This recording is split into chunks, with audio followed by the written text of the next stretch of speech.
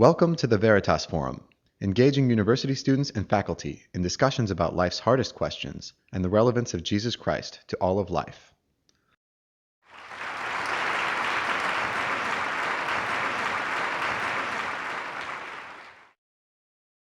Well, it is a bit unusual for a primatologist to speak about religion.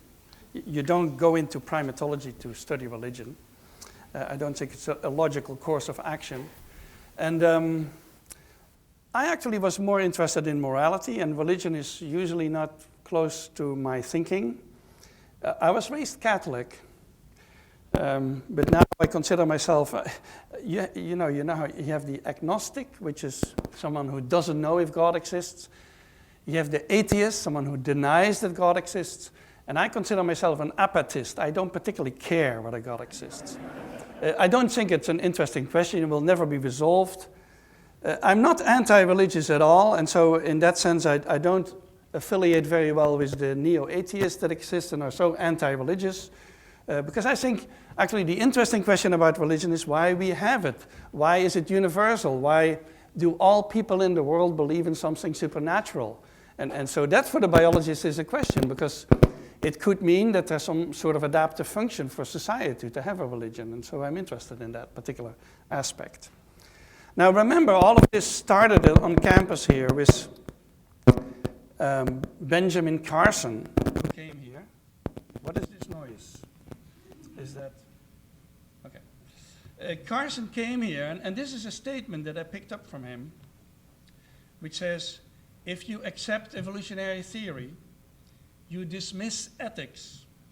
You don't have to abide by a set of moral codes. You determine your own conscience based on your own desires.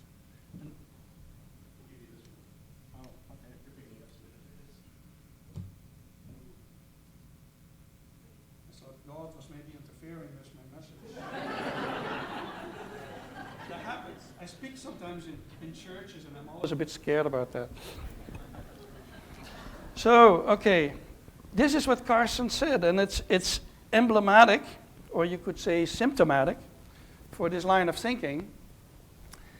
There's so many things wrong with this statement. Of course, first of all, the statement sort of implies that if you believe in evolutionary theory, you don't believe in God, and then it implies if you don't believe in God, and you think things come from evolution, you don't need to abide by moral codes. You can basically rape your neighbor if that's what you want to do. And the assumption is also that that's what you want to do. The assumption is that what you want to do is actually bad. We don't have a natural desire to do good. So at many levels, this is a very problematic statement, especially for me. Because I think morality is much older than our current religions. Our current religions are, what are they, 2,000, 3,000 years old? It's really nothing. Even if you count them 5,000 years old, it's nothing for the biologist. And so I cannot imagine that our ancestors who lived, let's say, 100,000 years ago or 500,000 years ago, that they had societies where they didn't care about how you behaved, where they didn't care about fair distributions, where they didn't care about murder and rape. That's very hard to believe. And if you look at our close relatives, you can see why I find that so hard to believe. If you ask people to define morality and to come up with what are the foundations of morality, these two factors always come out. Reciprocity and fairness. I do something for you, you do something for me. I have obligations to my society who gives me benefits. All of that is reciprocity. And then empathy and compassion, obviously, compassion being extremely important in all moral systems that exist in human societies. And so, in my work on the primates, I've been looking for parallels with these kind of principles. And I'm not saying that a chimpanzee or an elephant or what kind of animal is necessarily a moral being the way we are. But I would argue that we would have never been capable of developing morality if we didn't have particular capacities in place. Morality cannot be sort of completely top-down construct where you tell people how to behave. You go to tell sharks how to behave, and you will see how successful that's going to be. I mean, there need to be certain mechanisms and certain psychological tendencies in place for you to care about fairness, to care about others. And so that's what I've been looking for in the primates. And I'm going to give you some very quick examples. This is a sort of reduction of my TED talk. And if you want to see a longer talk, I'll tell you at the end, I'll give a longer talk on campus with some newer findings. So first of all, I'm interested in empathy in animals, and actually nowadays empathy is being studied in mice and rats and birds, and for sure in elephants and dogs and primates and so on. And so empathy in animals is becoming increasingly an accepted concept. And there used to be a resistance to it because I think, especially in psychology, empathy was always defined in a sort of cognitive way. Empathy is that you put yourself in the shoes of somebody else. And obviously, not all animals are capable of doing that kind of thing. But if you look at the two levels of empathy, one is the emotional level, which is in this definition of empathy. You can see the ability to understand and share the feelings of another. You have the emotional component, and you have the cognitive component. And those are actually quite separate. So you have the emotional or body component, where if you talk with someone who is sad and has a sad expression, you're going to have a sad expression, and you're going to be sad very soon. If someone is smiling and laughing, you're going to be smiling and laughing. And so that bodily contact that we have is the foundation of empathy. And obviously, that can be found in some other animals. And I would argue that the reason most of you at home, if you have pets, have mammals as pets, not iguanas or turtles or snakes. The reason you have mammals is because mammals have that capacity, and we like that capacity to connect emotionally with others. And then you have the cognitive channel, which I'm not going to go into, but that requires a self-other distinction and perspective taking. And I personally believe that apes and elephants and some animals, some large-brained animals are capable of that apart from us. But that's not particularly widespread in the animal kingdom. So something about the body channel. We can study that with yawn contagion. People who yawn a lot when others yawn, they are usually highly empathic, so there's a correlation with empathy. People who have trouble with that, like for example autistic children, they yawn as much as other children, but they don't have yawn contagion, and that's often interpreted as a deficit of empathy. So it is connected to empathy. It's not necessarily what we would call empathic. And we study that in our chimpanzees by showing them a yawning animation in this case. And this is a real chimp who's looking at a computer screen on which we play these animations.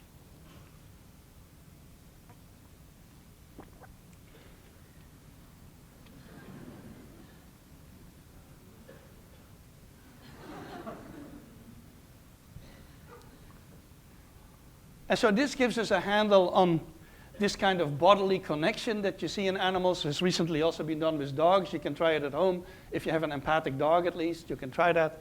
And dogs yawn when the owners yawn. Actually, the most recent experiment on dogs is sort of interesting. It's not even, they don't even show the owner. They play the sound of the owner yawning to a dog, and they yawn. And if you play the sound of a stranger yawning, they don't yawn.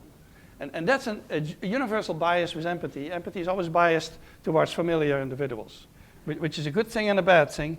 The bad side of that is, of course, that we have trouble empathizing with individuals who are distant from us and belong to a different group.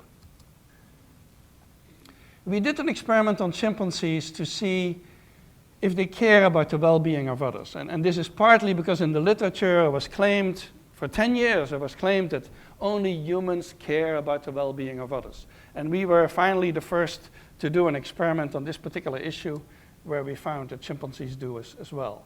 We did that at the Yerkes Field Station, which is in Lawrenceville, which is nearby here, where we keep these chimpanzees. This is actually my office that overlooks the chimpanzees. It's nicer to overlook chimpanzees than students, I personally feel. Well, not that the chimps are better behaved. I would not say that, you know. So here we are in the experiment. We take two chimpanzees out of the group. We call them in. They have to come voluntarily. And then we put them in a situation like this where two are side by side. And one of them has a bucket with tokens. And this is a little table with food on it, which they can get for these tokens. I'll show you a video. This is an experiment that was done by Vicky Horner in my lab. So we have tokens of different color. They get a whole bucket full of them, and they can pick whatever they want. You'll see first a selfish choice. This chimp picks a token. That's the red token. Gives it to us. We put it on the table to remind them of their choice. Then we feed only the chimp who made the choice. The chimp on the left sees that and is not very happy. It's going to express its opinion about this. And then we see a pro-social choice where this chimpanzee gives us a token. And then we feed both of them. So that's the whole experiment. It's very simple. And we do that many times in a row, I believe 30 times. And so the chimp who makes the choices, you can see how that goes. The chimp who makes the choices always get the same reward. So for that chimp, it shouldn't really matter which tokens she picks. The chimp who is sitting on the other side only gets fed when the other one makes a pro-social choice. And so this is a good way of seeing what they want to do. And what we see is that they want to be pro-social. So if the partner, this is partner behavior, if the partner doesn't do anything, they pick the pro-social token 60% of the time. If the partner draws attention to itself by climbing around and making noises and so on, the choices go up, so they make more positive choices. If the partner puts pressure on them, like spitting water at the other one and intimidating and all that kind of stuff that they can do, then the choices go down and they don't want to be pro-social anymore. And if there's no partner, this is what they do. And so what we find is in the chimpanzee, and this connects very well with the work that we do on empathy, is that chimpanzees do care about the well-being of others and actually prefer a situation in which both of them get rewards over a situation where only I get rewards. And there's now several of these experiments. There's recently an experiment on bonobos where bonobos would get a pile of food and they could eat it either completely by themselves while another one was sitting behind bars watching, or they could open the door for the other one and then let the other one in, and then they could share the food with the other one. They would lose, of course, half their food that way, but they did that. They preferred the option where they let the other one eat with them. And so there's increasing evidence now that primates, other than humans, do care about the well-being of others. And then the final experiment I want to show you has gotten very famous now, is our inequity experiment, which relates to the issue of fairness. Of course, we often think that fairness is a concept. If you go to philosophers, you say, what is fairness and justice? They think of it as concepts that we develop and then impose on human behavior. But that's not how it works necessarily. And I don't think my monkeys do that necessarily. And so these are capuchin monkeys that we bring in a situation of unfairness. And what we do is we let them do the same task with us. And if both of them get cucumber, then both of them get equal rewards and they will perform many times. If one of them gets grapes, then there's an inequity between the two. And you will see what happens. Then they refuse to perform the task. And so for the monkey who gets cucumber, it's a bit of a strange situation. It's because regardless of the circumstances, this monkey always gets cucumber, but he's watching what the other one is getting and reacting to that. So here you see the experiment. The monkeys are sitting side by side. They do a simple task of return a rock to us. I'll show that to you. And the food is always in front of them, and so both the grapes and the cucumber are in front of them. And the important part here is look that this monkey who gets the cucumber, the first piece of cucumber is still perfectly fine. The first piece of cucumber she accepts. So she gives us a rock. We give a piece of cucumber. She eats the cucumber. Then the one on the right needs to give us a rock and does that and gets a grape. The one on the left looks and sees that. The one on the left now gives a rock and gets cucumber again.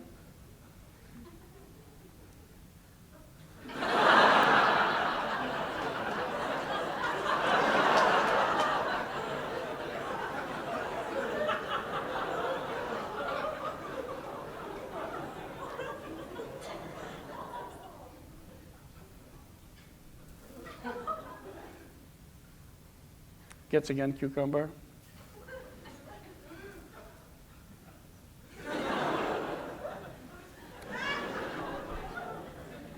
So this is clearly a very emotional issue for these monkeys. And so that's why I show you the video instead of the data, because the data is very convincing also, I think. when we first published that, the anthropologists and the economists and the philosophers, they couldn't stand it, and they started complaining about the experiment. There was even a philosopher who wrote us that it was impossible that monkeys had a sense of fairness because fairness was invented during the French Revolution. and this is the sort of thinking that's going on. And my thinking about morality is much more bottom-up. I think emotions, and so in a sense I'm very Humean, so to speak. Emotions are very much part of the human sense of fairness, emotions and values. And so when we say, how can you move from behavior to values, and the values is what underlies morality, these animals have tons of values. And for example, we study reconciliation after fights, which is based on the value that they attach to their relationships. And so animals have lots of values and goals that guide their behavior, and that's how we build our moral systems also, around the same sort of values. And so I have a much more bottom-up view, and I don't think I necessarily need God or religion to get to moral tendencies. I do believe that religion is an important factor, but a sort of secondary factor, and so this thinking is very much related to how the thinking is in some of the fields of psychology that study the effects of religion on behavior, is that if societies become very large, and our societies are very large, you need to have some sort of moralizing God. You need to have some sort of system external to the group that monitors behavior. Otherwise, you cannot, in a group of 1,000 people or 1,000,000 people, you cannot have a moral system, because the societies are so much larger than what we find in other primates. And I think that's where religion come in, at least the modern religions, not the old religions, but the modern religions, they are related to the scale of the societies that we have built. And so that's a topic that I will talk about soon. On April 3, I will give a full-blown lecture on the book that I wrote, The Bonobo and the Atheist. Thank you.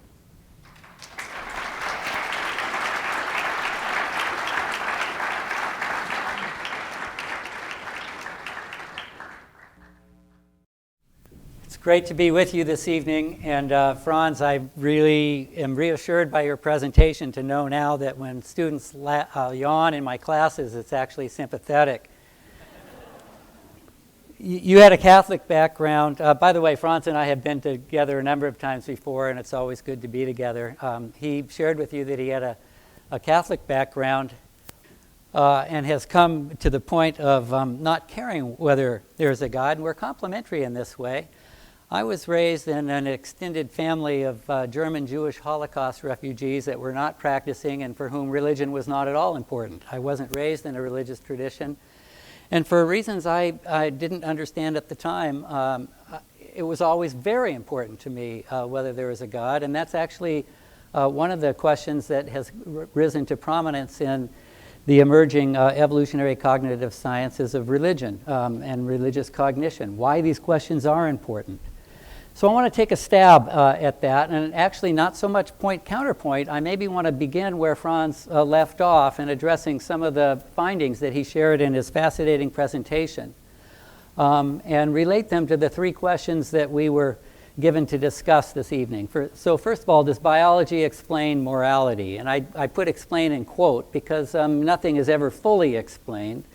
But there are kind of two steps, two stages in this. And one is the question of, well, is it absolutely incapable of approaching morality? Is biology somehow intrinsically bad? Or is whatever good is somehow transcendent or floating above biology? And Frans and I are very much in agreement on this point, but not all our colleagues in evolutionary biology are. So for example, a number of biologists just say yuck to biology, that somehow we're intrinsically bad. Richard Dawkins is a famous exponent of this, but Dawkins says, be warned that if you wish, as I do, to build a society in which individuals cooperate generously and unselfishly toward a common good, you can expect little help from biological nature. Let's try to teach generosity and altruism because we're born selfish. I just think that's false, actually, scientifically, but I want to point out that the Christian tradition has always, for almost 2 millennia, viewed the notion that somehow what we are as organismic creatures is bad and goodness is somehow above our biology as not just false, but as a heresy. So For example, Irenaeus, almost 2 millennia ago, argued against this view of Gnosticism. People who do not appreciate the period of growth are completely unreasonable. At the outset, they refuse to be what they were made, humans who share passions with animals. They override the law of nature. They already want to be like God, the Creator, before they even become human. Thus, they're dumber than the dumb beasts. The beasts do not blame God for making them human. And what Frans shared with you in his presentation is a number of ways that the natural sciences have illuminated the extent to which there is natural goodness, and not just in humans, but in other organisms as well. So he talked a lot about building blocks of morality, empathy and fairness, for example. Now, there are other building blocks. I mean, for fairness and empathy, we need big brains. And for big brains that have high metabolic demands, we need hemoglobin, an oxygen-carrying molecule. So in one sense, we might consider all of biology to be building blocks of morality. Are there any features that are distinctive of morality that we could claim are biologically rooted? And it actually looks like they are. I'm not going to discuss this, but moral capacities like moral judgment and the capacity to do moral reasoning, there's good evidence to believe that these things are neurophysiologically rooted and even influenced by changes in various neuropeptides and hormones. And then lastly, there are morally salient behaviors that clearly have a biological root. So for example, a reciprocity or cooperation or defection punishment or incest avoidance, all of these behaviors to which humans attach moral salience have clear, first of all, reproductive or fitness advantages, and secondly, we see these behaviors in non-human organisms as well. So we might say, without having to apologize or be uncertain, that there's clear biological roots to what we would call moral goodness, natural goodness. But that raises a second, deeper question, and that's the question of what role morality actually plays in promoting moral goodness. Because clearly a number of these quote-unquote good behaviors you have in non-moral or pre-moral or proto-moral organisms. And secondly, to whatever extent morality plays a role in promoting these behaviors, what's the causal genealogy of morality? For example, what forces in natural selection explain its origin? Now, this is a more complicated question, a fascinating question, and I just want to say, well, we don't know yet. Biologists don't agree. There are a number of fascinating debates, and there's no one proposal that is widely accepted at this point, although there are a number of promising proposals. So if I were to give a yes-no answer to does evolution explain morality, I'd have to say no, not yet. But that's not to say that we can't. So one debate is over whether morality even constitutes an adaptation, a fitness-enhancing adaptation, or is it just a byproduct of other adaptations? E.O. Wilson, in his seminal work, Sociobiology, believes strongly it's an adaptation. He says morality has no other demonstrable function than to keep the genetic material intact. And he goes on to say, this simple fact must be pursued to explain ethics and ethical philosophers, if not epistemology and epistemologists at all depths. And on the other hand, his colleagues, Steve Gould has passed away since then, but Steve Gould and Francisco Ayala say exactly the opposite. Now, they don't say morality is not biological, but they say it's a byproduct of other traits that may be adaptations. But morality is not a reproductive or selected for or fitness-enhancing adaptation. It has no fitness salience, and therefore we can't expect morality to be constrained by what we would expect other adaptive traits to be constrained by. That's a big controversy. Now, if morality is an adaptation, there's still fascinating discussions about what it's an adaptation for. What challenges is it adapted to solve? Darwin had a number of proposals on this, but one of them was that it manages conflicting drives, what we'd now call future discounting problem, that I might feel like do something now that in fact has negative consequences in the future. More recently, and really a voice that got this conversation off the ground in the 1980s, Richard Alexander in his seminal Biology of Moral Systems, argued that morality is basically a system of reputation management, that morality are the rules for accumulating capital in your reputation bank account. And conscience is an alarm that goes off when you're cheating in a way that is likely to get detected. It's a pretty cynical view of morality. It's a cynicism that I think both Frans and I disagree with. There may be elements of that in morality, but that doesn't appear to be the whole story, although Alexander seemed to think it was. You could say that morality was a backup mechanism. So there are a number of voices right now saying that, yes, Frans, you're right. There are natural inclinations toward goodness, but those inclinations are frail. They're not good enough. They're not persistent or continuous enough. I don't know if you've seen the movie Lawrence of Arabia, but there's a fascinating dialogue in there where one person says, oh, the prince, he's only he's only merciful because it's a convention. Lawrence is passionate because it's a passion. Is merciful because it's a passion. And the response is, yes, you're right. Judge for yourself, which is the more reliable of the two. And by the end, Lawrence is saying, take no prisoners and killing all of his enemy. So one of the comments Frans makes in one of his essays is that he would hate to be cooperating with somebody who was moral only because there was a rule. And I agree with him. But I'd hate to be relying on somebody who was only cooperative because it was a passion, because it was an inclination, and without some commitment to normative rules as well. I'd suggest we probably need both. And lastly, another theory is that, well, no, morality is not a backup mechanism, actually. In some respects, it might be the opposite. It might be an override mechanism or an extender mechanism. So here's how this would work. Frans, there are some experiments which many of you may be aware of, ethical dilemma experiments. Here's one called the trolley car, where you ask somebody, would you be willing to flip a switch and send a train to kill one person so that it would save 5? And virtually everybody says yes.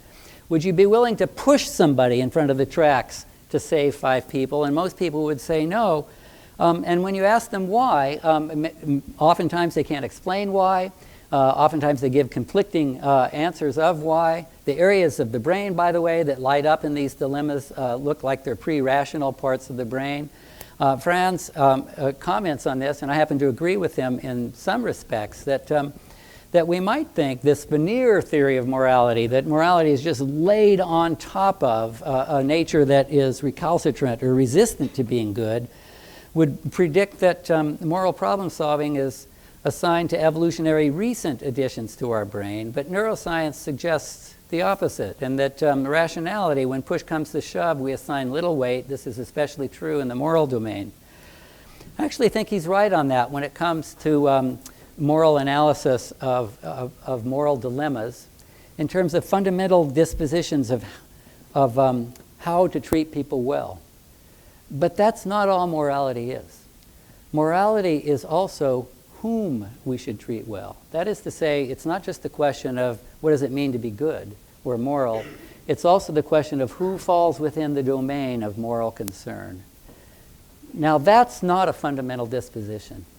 That's something that humans talk about and reason about and that has changed dramatically over culture. So, for example, the New Testament tradition says, don't just do good to those who do good to you. Don't just do good in public where there's a reputational gain. And in fact, in a sense, the New Testament tradition is criticizing the views of Alexander and reciprocity that I mentioned earlier, but do good to those who despitefully use you and love your enemy. That's a cognitive innovation. Joseph Lopredo speaks of conceptions of a cultural nature that thwart the self-serving thrust of the gene, whereby some humans are led to subordinate their genetic fitness and their self-interest in general to the fitness and interests of others, even strangers who are in no position to reciprocate. Now, I actually think, and Frans probably does as well, that he may overemphasize the self-serving thrust of the gene, but nevertheless, it surely has to be possible that human cognitive innovation has expanded and sometimes actually overrides what may be innate fitness-enhancing dispositions. And that raises the question of, are humans unique? This question, the way it's phrased, is we could spend a lot of time discussing how naive it is in terms of what it means to be unique, but just taking it at face value. Again, Frans mentions it's the rare claim of human uniqueness that holds up for more than a decade. We have no basic wants or needs that can also not also be observed in our close relatives. And I think he's right. If by uniqueness we mean that things that are in humans have no counterparts in non-human animals, that clearly can't be true. But phylogenetic continuity doesn't necessarily mean phenotypic discontinuity. That is to say, there could be aspects of human behavior that while they have counterparts, the processes by which they emerge or the extent to which they exist may be incommensurate. So I'll give you two examples that biologists are talking about. Both of these are debated, but one of them is just the scale of cooperation. So again, E.O. Wilson says, man has achieved an extraordinary degree of cooperation with little or no sacrifice of personal survival and reproduction. Exactly how he alone has been able to cross this pinnacle, reversing the downward trend of social evolution in general, is the culminating mystery of all biology. That's pretty strongly stated. Since he wrote that, actually, we have a number of proposals of how that occurs. One of them is this notion of indirect reciprocity, where humans, and Frans at the end of his talk opened the door to this discussion, where the scale of human cooperative interaction can be dramatically extended by, if I do good to you, even if you don't do good to me back, you might see me do it, or you might have heard of me doing it, and the favor may get repaid. So let me give you an example. If I asked you if you were to pay $500 to this man to tutor you in a test and a final exam in evolutionary biology, would you do it? And you're thinking, what a stupid question. Why would I pay $500 to a man whose slide you shows me?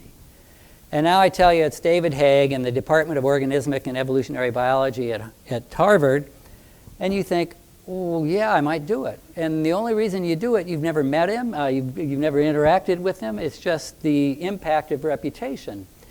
And in fact, it's Haig who came up with this interesting phrase, reciprocal altruism takes a face. So we can see that in nature in between any organisms that remember past interactions. I'll do good to you if you've done good to me. But indirect reciprocity takes a name. That is to say, it takes the ability to linguistically and symbolically represent somebody else and transmit it to others, even if they've never met the person. That's uniquely human. And lastly, and I'll just mention this very briefly, there's discussion, cooperation, even if it's extended cooperation, nevertheless entails a situation where the fitness of both parties is enhanced. Altruism is defined, at least biologically, as a situation in which I help you at net cost to my fitness. Now, there are many who claim that this is dramatically unique to human beings. Richard Dawkins, for example, says, we have the power to defy the selfish genes of our birth. We can even discuss ways of cultivating and nurturing a pure, disinterested altruism, something that has never existed before in the whole history of the world. We alone on earth can rebel against the tyranny of our selfish replicators. It's interesting, I don't think any more in the 20th century, any more provocative and dramatic an affirmation of human uniqueness has been written, not by a theologian, but by an atheist. And I actually have to say, as a Christian, I don't believe this statement. First of all, as a scientist, it's not clear to me yet to what extent this kind of altruism exists in human beings. And second, to the extent that it does, I think there are both biological and scientific reasons to believe that it's not unnatural, that we might find roots in nature. But nevertheless, I do want to say that there's this fascinating discussion right now in evolutionary biology over the extent to which humans are unique. And I'll just close with some quick observations, not points, but just questions we might discuss of morality without God. So here are three questions. First of all, can we be good without God? And actually, I will answer this question with one word. Duh. I mean, the Christian tradition itself teaches that people without any knowledge of God can know the good and can do the good. It's called there's a theological term called common grace. This is an offensive question, I think, both religiously and relationally and even empirically. But here's another question. How about the relationship between moral realism and evolutionary naturalism? That is to say, do we need God or some kind of concept like God to confer epistemological warrant to moral beliefs? This is a fascinating question. It's not a question raised just by Christian critics of evolution. In fact, I regret the fact that those Christians who resist evolution tend to do it on trivial items like the age of the earth, for example, or whether dinosaurs coexisted with human beings. But this is a really thorny question, and it's being raised actually right now by a number of philosophers who are atheists, who argue that if you take evolutionary naturalism seriously, then you have to let go of moral realism, and you have to live as a moral skeptic. We can discuss that more if you want to in the question session. And then lastly, how about the relationship between religious commitment and moral behavior? And this is an area where there's a tremendous amount of recent research that picks up exactly where France's last point left off, with which I agree eminently, by the way, in terms of moralizing gods as being adaptations or mediations of cooperation in large-scale human groups. And the question is, where did that come from? Is that merely a cultural innovation? Is there an evolved cognitive innate disposition to believe in these things? There's a lot of data, by the way, to suggest that that religious commitment scales with various forms of cooperativity, whether it's helping the poor. Here's some interesting work by Richard Sosis, where anthropologist who just looked at the longevity of religious and non-religious communes or communities. Cognitive science work that suggests that if you prime somebody with religious language, even if they're non-religious, they give more than if they're not primed in cooperation games.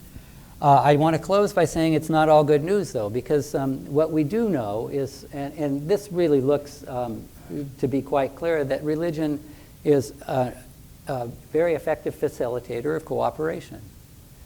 But that cooperation isn't always good news. So it can be extremely in-group cooperation and out-group hostile. And the question here is then, not just does religion foster cooperation, and we know that religion and any sacred values leverage human commitment and action. But the question is, what then are the values that religion is being taught? And here Frans and I are agreeing again. It's probably not religion or anti-religion that's the problem, but in-group dogmatism. And I think the Veritas Forum actually is an exercise to bridge that. So I want to close by just throwing out a tension that I myself try to keep in balance, and I think Frans does as well in his work. And that's on the one hand a quote by Blaise Pascal. He says, "Man is neither angel nor brute, and the unfortunate thing is he who would act the angel acts the brute." This is one I take to be one of Frans's life messages. That is to say that we shouldn't try to anchor goodness in something that's wholly other or non-biological. And if we do, we're going to fail. But on the other hand, there's another side to that dialectic. He who makes a beast of himself gets rid of the pain of being a man. So I want to thank you very much for your attention this evening.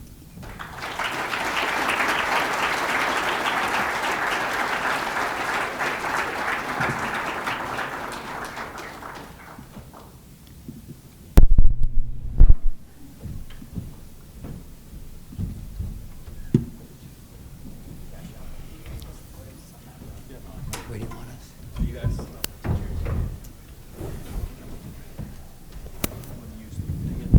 Yes.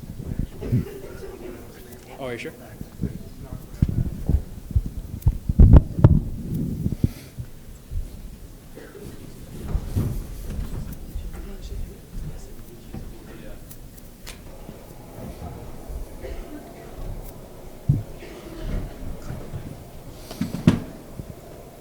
Okay.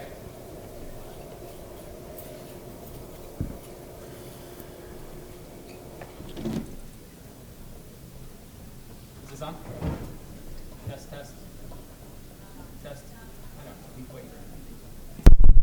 Test. Good. Okay. Good. Well, thank you both for your presentations. Jeff, you've sort of laid you've laid some questions out there that I think might be nice to present one of those framing questions and especially give Frans an opportunity to respond and see if that leads to some nice dialogue. And so the question I want to start with is, where do you see the limits in evolutionary biology and what it can say about morality? And are those limitations surmountable in future research, or are there just some fundamental things that we may never get to with the tools of science? This is a question for me. It's a question for both of you. Jeff provided already some of an answer, I think, in his presentation. I wanted to give you an opportunity to.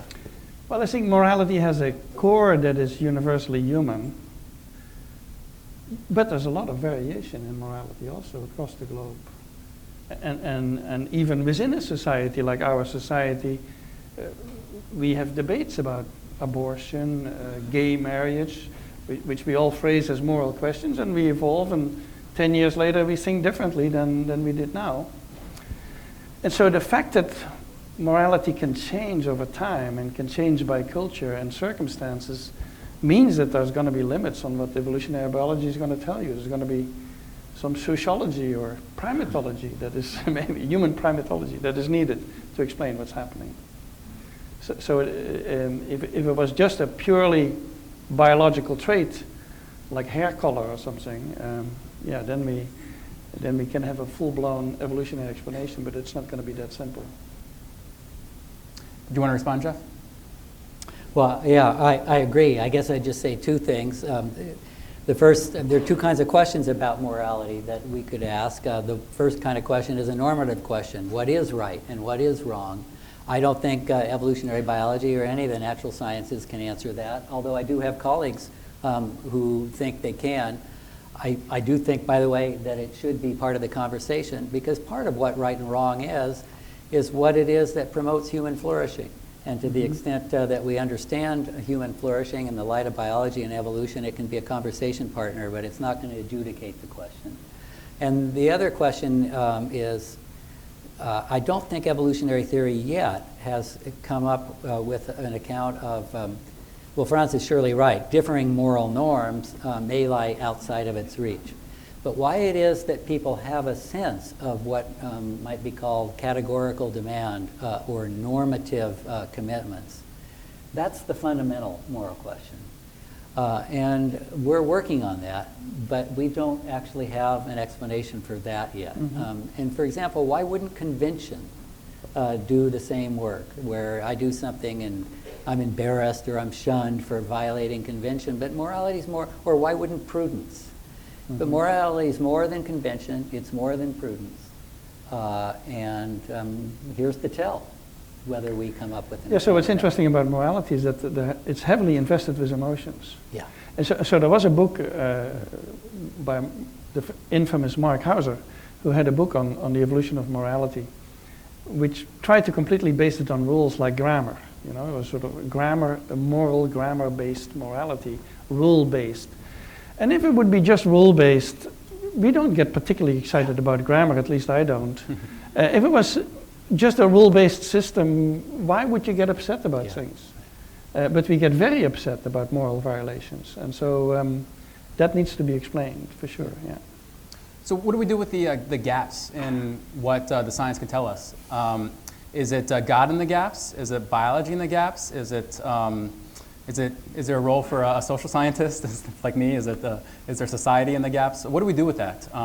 Do we just get to those pieces and just conjecture about what might be there, or how do we move forward as scientists?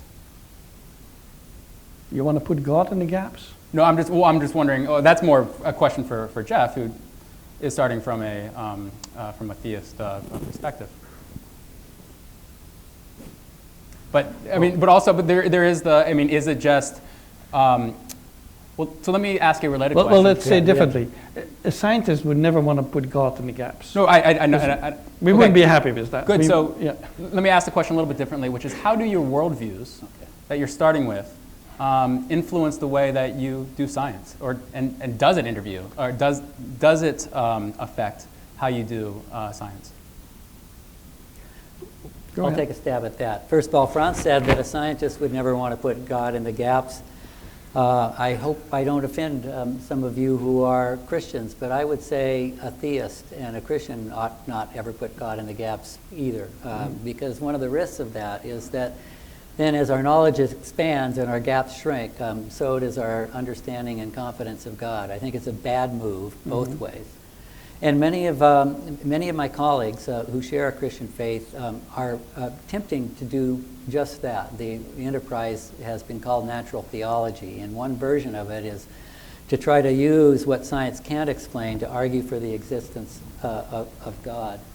By the way, I'm a persuaded theist, but that's not the reason I became a Christian, and I actually don't know anybody who became a Christian because of arguments from the deficiencies of the natural sciences. But I would say, and Frans may disagree with me here, I actually think there's a reverse enterprise. Rather than trying to use science to demonstrate or validate theological conclusions, I think that theological understanding, in fact, all of our background beliefs, inform the wellspring of hypotheses that we think are plausible to investigate.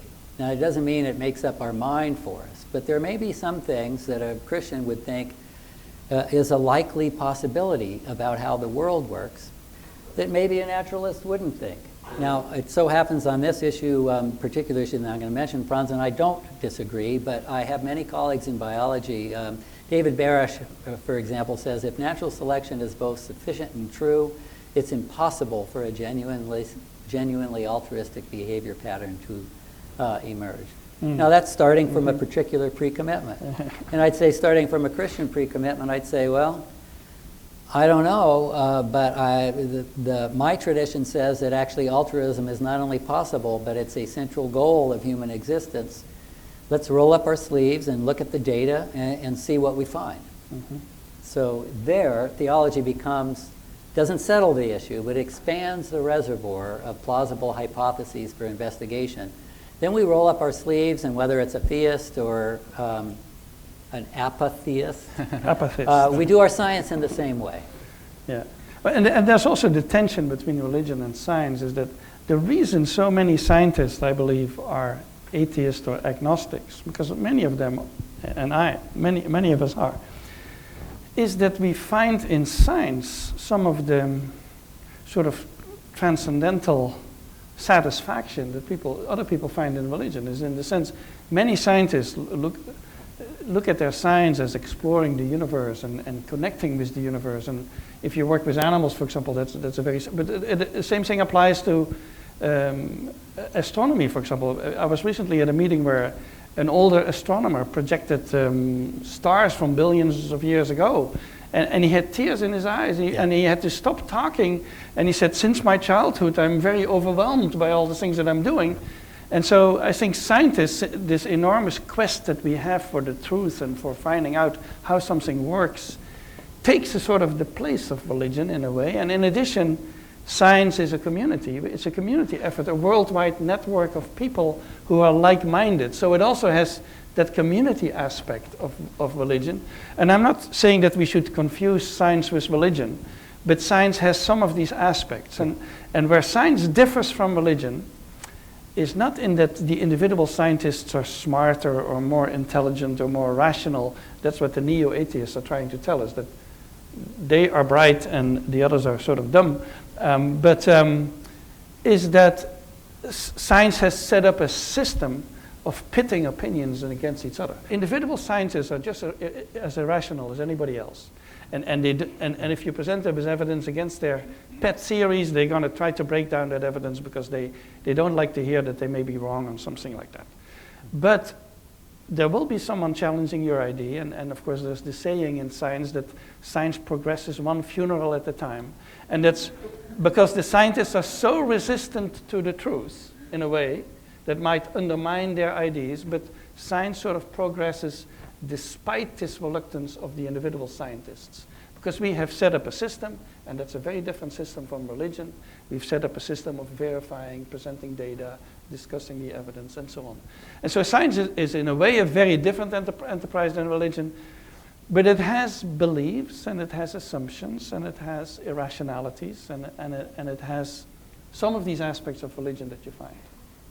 Well, this is a conversation, so I just quick reply. You might want to reply back. This notion that you mentioned of the awe that you feel when engaging the natural world as a scientist, And I have that too. I also have it, by the way, when I go, I'm from Santa Barbara, when I go surfing at sunrise. I'm not sure why, I can see that replacing this religious awe.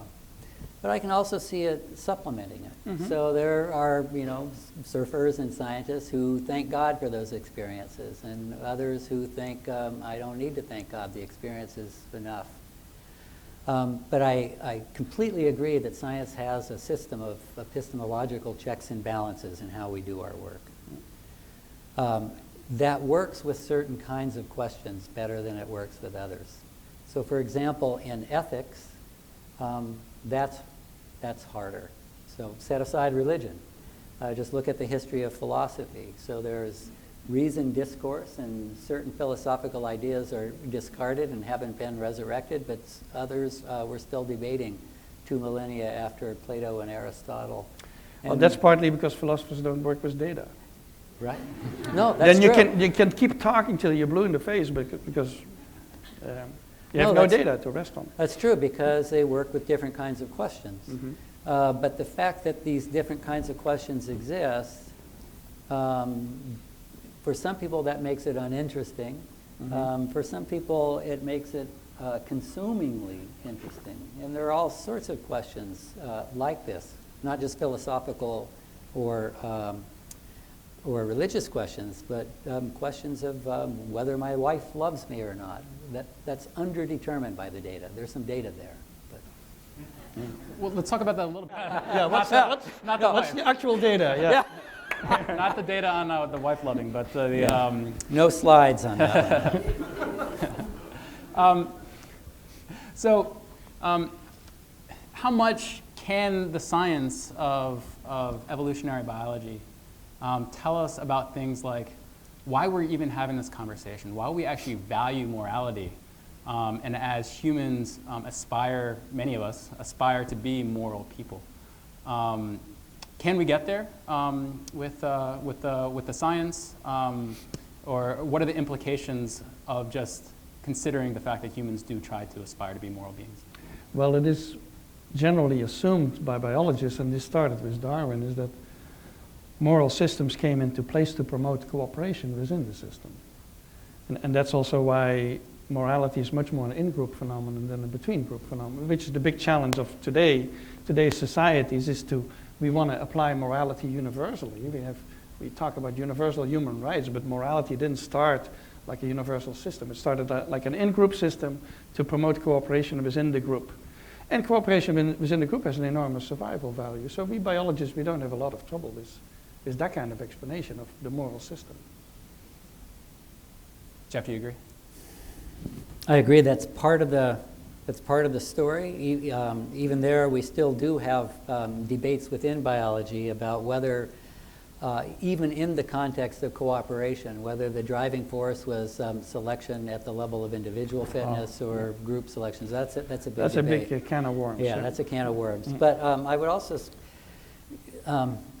that's a crucial and maybe the critical aspect of morality, but it isn't the only aspect. So for example, nearly every culture have moral proscriptions against incest. That's not a cooperation issue, although it's obviously a fitness relevant issue. So there are all sorts of moral rules and norms that are not necessarily cooperative.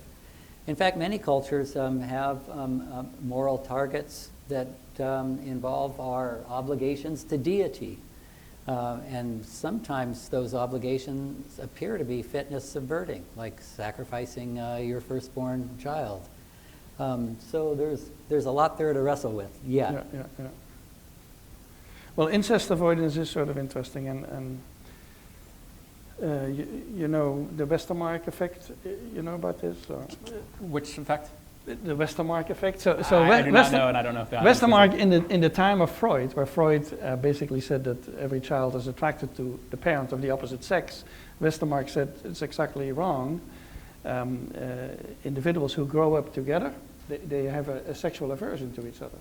And the Westermarck effect can be demonstrated even in fruit flies. And so if you mix fruit flies of different origins who are not related to each other, but you mix them, the eggs together, and you let them grow up together, they don't want to mate with each other. They prefer to mate with with individuals that they did not grow up with together. And so the Westermarck effect is that you have a sexual aversion to individuals you grew up with, which takes care of a lot of potential incest. Right. And so that's, in biology we call it an inbreeding avoidance mechanism. And so when we humans think we invented the incest taboo in order, because we understood that incest was such a bad thing for reproduction, that is probably all nonsense that was invented long ago by Mother Nature, I suppose. Yeah, absolutely. And that raises the fascinating question of, given the native disposition to have aversions to people we grow up with, then why do we have an incest taboo? Do we need it? Is it a byproduct? Or does it do real work in governing behaviors where somehow this aversion doesn't emerge? And we don't know yet. So I wanted to touch on the issue of moral realism that you brought up, Jeff, during your presentation. And actually, I'm going to use Frans. You mentioned universal human rights. And I want to use that as the bridge to that. And so we, maybe the developed world, the Western world, are often in the business of trying to spread things like human rights. How do we develop a coherent system of morality where one subset of that might be a doctrine of human rights? Through understanding the origins of morality from an evolutionary perspective. It's a question for Jeff, I suppose. It's a question for both of you. So, I mean, can we get to a... I don't think evolutionary theory is going to help you with that necessarily, because the decision of what is right and what is wrong, the moral decision, is a consensus within society. And that's why we have all these debates all the time about what is right and what is wrong. And we as biologists, we cannot tell you that. We can tell you what is harmful and what is beneficial. But harmful and beneficial doesn't necessarily overlap 100% with right and wrong.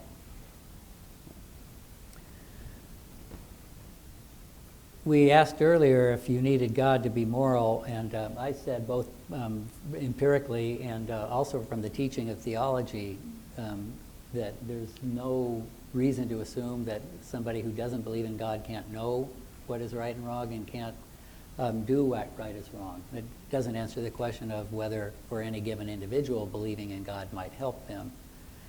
But I think it's also true that people can have reliable intuitions or judgments about right and wrong and choose the right, even if they haven't reflected philosophically on ethics. Most people live perfectly good lives without thinking philosophically. But the question you raised, though, and that is being raised right now in moral philosophy is, okay, for those who do think philosophically about ethics, what are the implications of evolutionary naturalism? And let me give you a specific example. So the philosopher Richard Joyce, in a book called The Myth of Morality, says that imagine you took a pill that caused you to believe that Napoleon lost at Waterloo. And you knew that the pill was efficacious, and you knew that you took it. Now, by the way, Frans and I know that Napoleon did lose at Waterloo, and having taken that pill doesn't influence the truth of your belief. But if you knew you took a pill that caused you to have that belief, you wouldn't have any right to be confident in your belief, because the belief was caused by a pill. And Joyce says that natural selection is a belief pill when it comes to moral beliefs. That even if there were no moral reality and no such thing as moral truths, you would still believe there were, because natural selection has generated minds which are predisposed to have these beliefs, because it pays off in general, in terms of cooperation and fitness. Now, Joyce is not a theist trying to criticize evolution. Actually, he's saying, let's be honest, evolutionary naturalism subverts traditional notions of moral realism. The philosopher at Duke, Alex Rosenberg, has a fascinating article in Biology and Philosophy called Darwinian Nihilism, in which he argues we just haven't been honest enough. If you take Darwinian naturalism seriously, you can still do right, but you lose the privilege of having any coherent sense that it makes sense for you to be doing right. Now this is an emerging philosophical literature, and we'll see where it runs. I suspect the arguments aren't quite that clear. One thing that I would say, as a scientist, not a philosopher, is we don't have enough empirical warrant yet to believe that natural selection is a belief pill. I just think that's false. Frans has mentioned that we have inclinations towards certain moral judgments, and I completely believe that. Yeah, I think that the values that underlie our moral systems come actually from our evolutionary background, and so you can see that it in young children. Yeah. Children of 6 months of age already make a distinction. If you show them a puppet show, they make already a distinction between the nice guy and the not so nice guy. Yeah. And we see it in the behavior of lots of animals. Lots of animals, for example, attach great value to their social relationships. So you will have a big dog playing with a small dog. The big dog is going to be very careful, because as soon as he bites a little bit too hard, the small dog gives a peep and he stops and he steps back, and he needs to lick the little one to get back to play again. And so in the behavior of the dogs and the behavior of the primates, we see all these values, for example, relationship values, we see represented. And what is more important morally than relationship values? I mean, morality is completely sort of wrapped around relationship values. If we didn't attach value to our social relationships, there would be no need to have morals, or there would be actually a great need for moral rules to protect the society as it is. And so I think evolution has given us these very basic values that guide the moral system. But the specifics of the moral system in a particular society is something we keep constantly debating, because that's decided by consensus. That's not decided by nature necessarily. Right. And what Rosenberg and some others want to say is it's not just the values, but it's specific moral beliefs, and in particular the belief that there is a normative moral domain. And that's a fascinating and still debated question. But I would just mention, in response to your comment, that Frans, that morals change and that they're matters of social consensus. I believe that. Mm-hmm. But it's also the case that the ability of human beings to believe that there is a domain of moral realism confers some sort of behavioral leverage that enables people actually to resist social consensus on what is moral. Mm-hmm. So there may be times where actually the very belief in a moral reality opposes moral consensus, and that's one of the reasons why it's so important, I think, to sustain that belief. Okay. Yeah, and so let me say one more thing about the role of God in this. And so you mentioned in your slides the work of Norman Zion, the psychologist.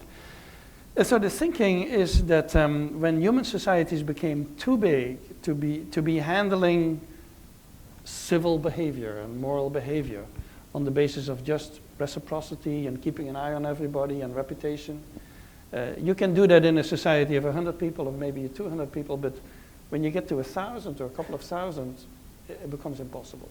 And there's going to be individuals that you don't know, and maybe they may be acting with impunity.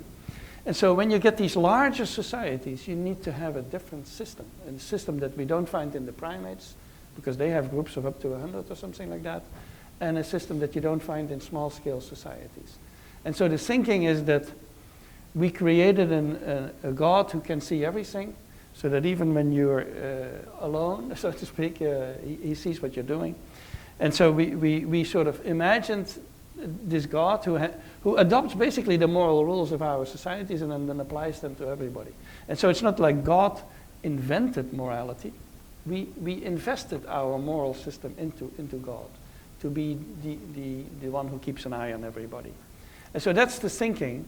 And in the view of some atheists or let's say humanists who look at society, we can maybe do without that God. Maybe we have reached the point that we can do without. And for example, in Europe, where half the population in Northern Europe is now non-believers, there's a big tendency to let governments step in and do certain things like taking care of the poor and the sick that used to be done by the churches. And so there is a desire to reduce the influence of the God Almighty and to have that replaced by some sort of humanist system.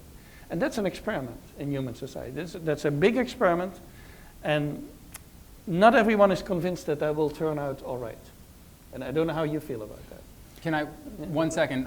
So actually, after Jeff responds, we'll go to audience Q&A. So actually, maybe at this point, while Jeff is responding, if you do have questions, you can move to the end of your aisles, to the sides, and you can queue up there, and we'll take questions from either side of the room. Again, keep your questions, please, to 1 or 2. Yeah, so how do you feel about it? I think this may shock some. I think Noren Zion is completely right on that. And there's a tradition of other studies that suggest that the emergence of moralizing gods facilitated cooperation at larger scales. And I think the empirical data is good for that. But I also think that you, in the way you described it, made a statement that is a metaphysical proposal and not an empirical one. That is to say, we created gods as an adaptation. And that's a metaphysical proposal. There's no question that these notions emerged culturally.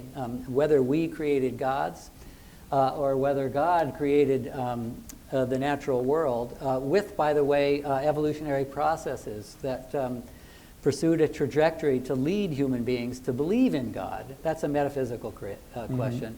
And I happen to believe the latter. I happen to believe that humans emerged by evolution, just as Frans believes, but that the process has been truth tracking in a sense, has created beings with moral intuitions and with religious intuitions which track realities that are actually there.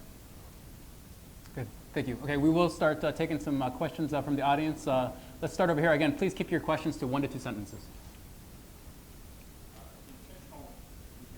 No, it's not working.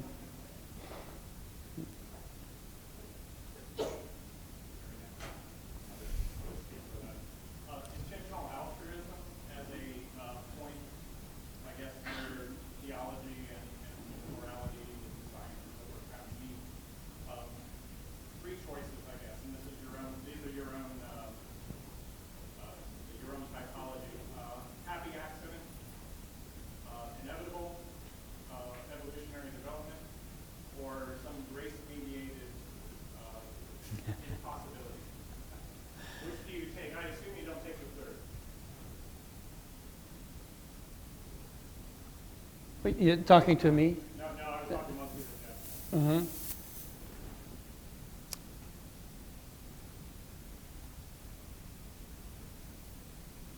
Well, between the first two, happy accident and inevitability, I think it's a bit of both, actually. I think Steve Gould, in his radical contingency-driven evolution trajectory, his picture is evolution as a drunk stumbling down the road, falling into the gutter in a stupor, I think is not an adequate representation. And even over the last few years, the series of major evolutionary transitions is being widely accepted as having a coherent thematic continuity of progressively greater scales of cooperation. So I don't think it was just a happy accident.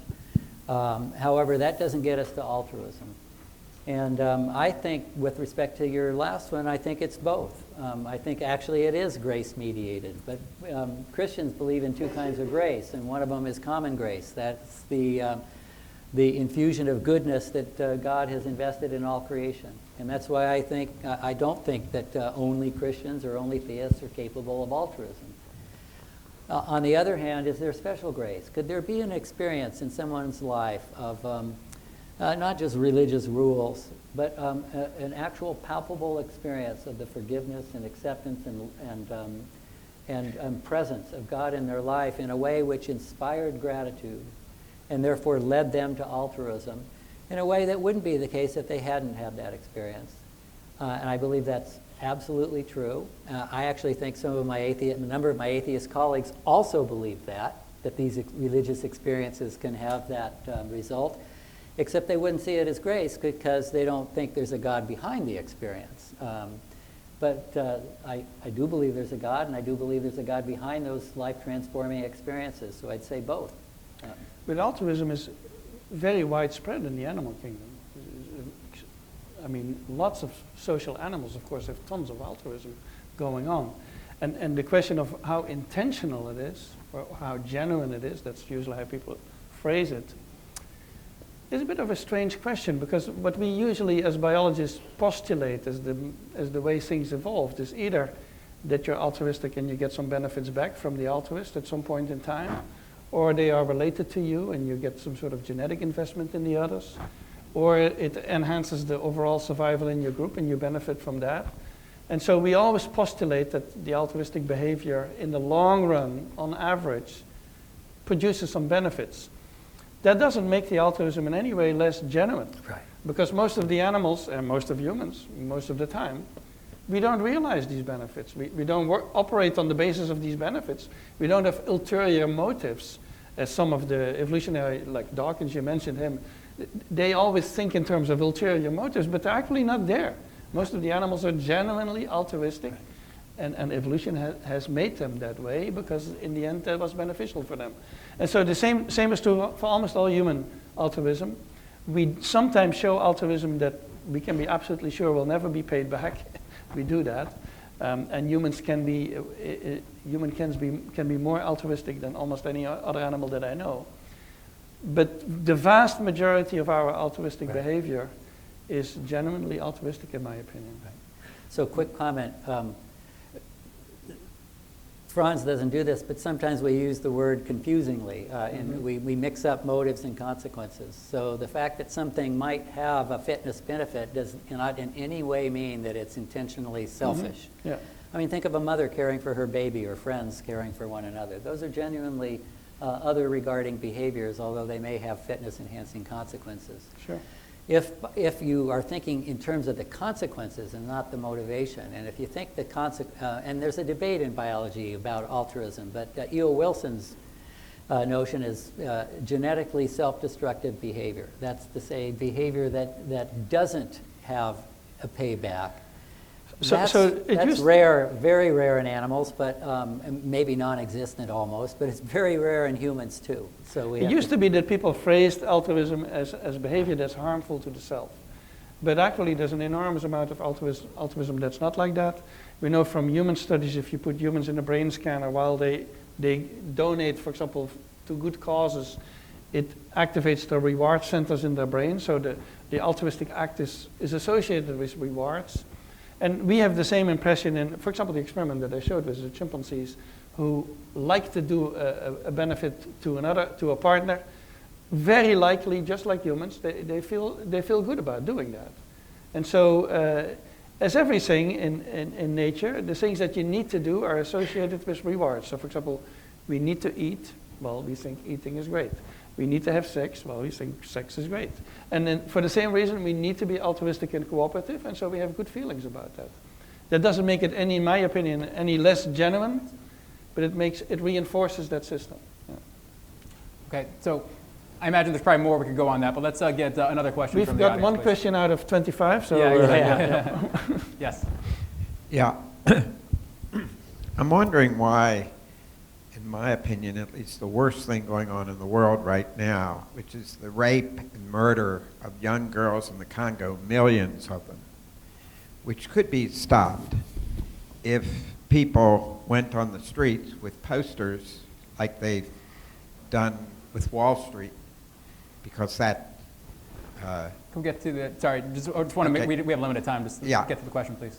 The bottom line is, at Emory Village, like at 4 o'clock on Friday, there will be an opportunity to do that.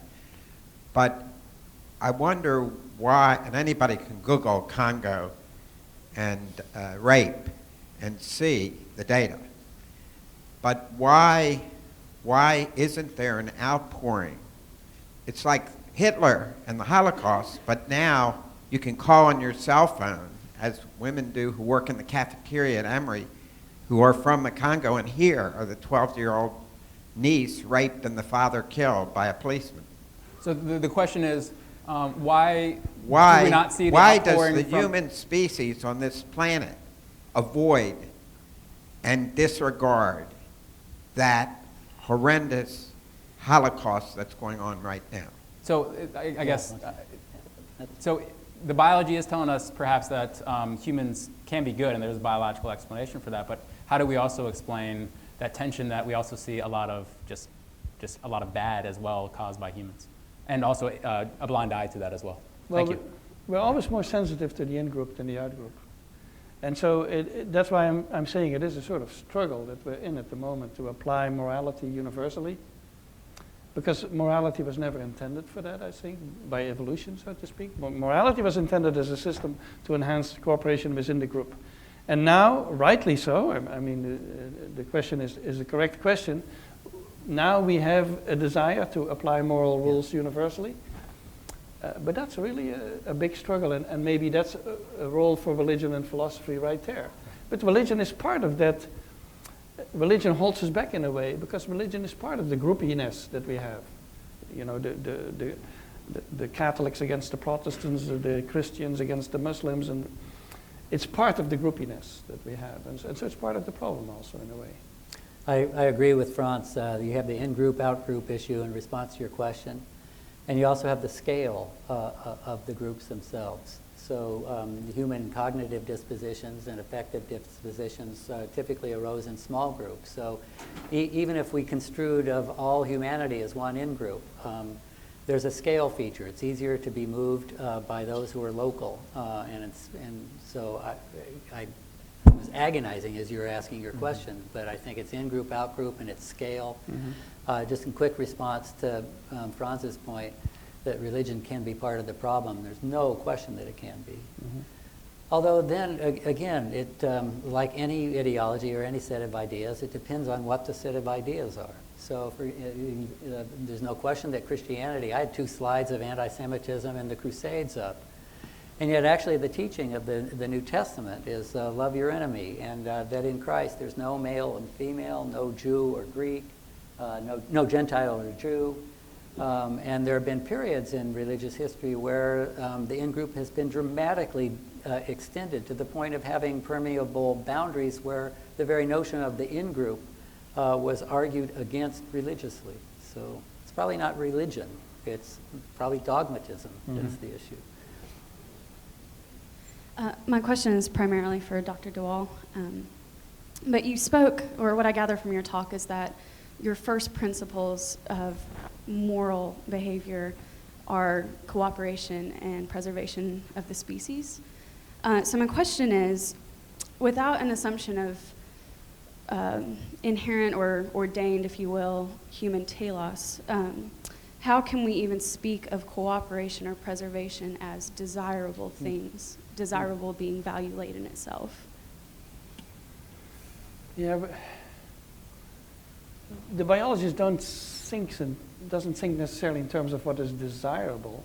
Thinks more like, what benefits do you derive, and do individuals reproduce better, let's say, within a group than outside a group, better socially than non-socially?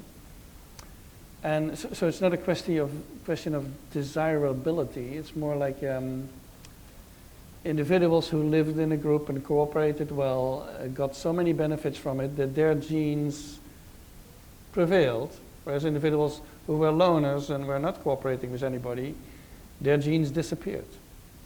And whether the behavior is desirable or not, that's a sort of judgment that we don't necessarily make. See what I mean? Does it satisfy you, or it doesn't? Well, I wish I had left the word desirable out of the equation. How do we even move forward with preservation of the species as an aim when aim itself assumes certain moral values? It's not well, preservation of the species is usually not how we would phrase it. We would say which individuals do better with this behavior than with that behavior. And so it's evolution operates entirely on the basis of reproductive success. Individuals who didn't reproduce are not represented in this room. That's how simple it is. Right. All people in the room come from reproducing individuals. And so that's how evolution operates. We may then, in retrospect, sort of attach values to it and say this is better behavior than that behavior. But that's sort of human judgment that we then attach to it. Yeah. Good. Thank you. May I ask 2 questions or only one? Just one for now. Okay. Well, this is primarily for Dr. Schloss said it after his presentation. how do you explain the difference between indirect reciprocity and the social capital gain that comes from it? Like, indirect reciprocity was first formulated as a move to affirm natural selection operating at the individual level in contexts where if I did something for somebody, they didn't return the favor. So it works by reputation management, and I ultimately get the gain myself, even if it doesn't increase capital for the group as a whole. And the increase in social capital is a more complicated phenomenon. And increase in social capital can involve emerge at two levels. First of all, the overcoming of commitment barriers or cooperation barriers can be facilitated by the emergence of trust. Trust itself is a form of social capital. But then the resources, the group resources, the common resources that cooperation can create is a form of social capital as well. And whether that is achieved by individual or group selection is still a matter of debate. But if I were going to sum it up in one sentence, indirect reciprocity is just increasing my fitness by virtue of the gains from my own reputation. Social capital may increase my fitness, may increase the fitness of the group by common resources, either material resources or trust of the group. Thank you. I think we only have time for one more question, and so for those that are waiting to ask questions, I do apologize. There is a dessert reception in the hall that will follow, and I hope that we continue some of the conversations there. But let's have one more question from the floor, please. I'm just curious, do you think the notion of human rights, is it still helpful to think of them as self-evident and immutable? Or should something, like the Declaration of Independence, should people be open to the idea of revising it in future? So it sounds like a question that both of you could take a stab at. It gets back to the issue of human rights. Was there some more that we wanted to visit on that? I don't know what to say about that. Human rights, that's a sort of abstract formulation of what situation we want all humans to be in. So can I put not just human rights, but also maybe just, related to human rights, we have in our founding documents that we have the rights of life, liberty, and the pursuit of happiness or property, and that these are unalienable and endowed by the Creator. If we're going to talk about morality as stemming from biological origins, do the rights become unalienable? And if not, how do we form a defense of rights from a principled position? Mm-hmm. Yeah, Charles de Gaulle said happiness is for idiots. He didn't believe that. He didn't believe that happiness was necessarily life, liberty, and the pursuit of idiocy. The goal of life. I'm not sure that I agree with that happiness is the goal of life, but of course, a certain degree of well-being and flourishing. That's a very sort of generally accepted position. But flourishing is not necessarily happiness. Flourishing is that you're doing well, even if you're working very hard and put a lot of effort in it. But I think these rules, let's say these abstract rules and rights for humans, it's an interesting problem, but it's so far removed from the level at which I'm thinking morality operates. It's a sort of abstraction of an abstraction, and then we put that in writing and we put it on the wall, and we say everyone has to follow these rules, but it's a very top-down view of society and of morality. Well, that's a great question, maybe a good one to end on, and I guess I'd say two quick things. First of all, before human rights, I'd want to say something like human concern or human compassion.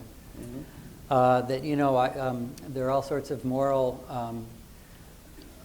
values, moral targets that don't necessarily have anything to do with rights, but if I just see somebody in pain, I think it's a moral obligation and a privilege to help them.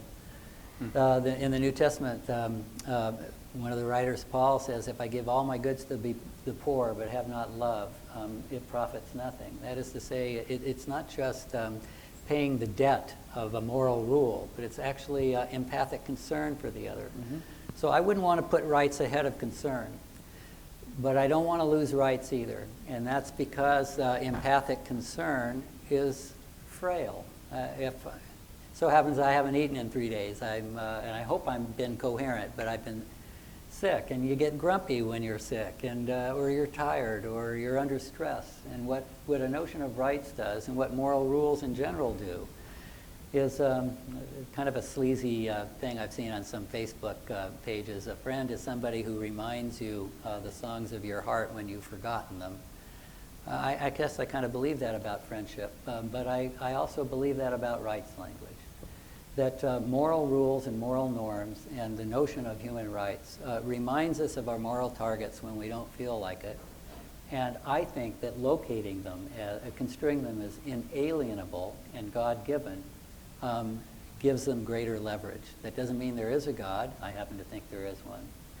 But it does mean that sanctifying them metaphysically, I think, gives them greater leverage, and I think we need them.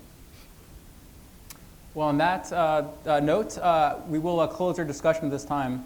I hope that the conversations do continue during the dessert reception. Again, for those that wanted to ask a question and did not get a chance to, I do apologize.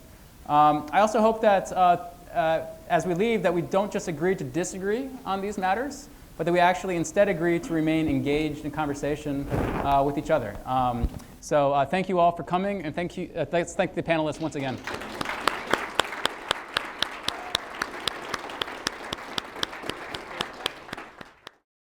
For more information about the Veritas Forum, including additional recordings and a calendar of upcoming events, please visit our website at veritas.org.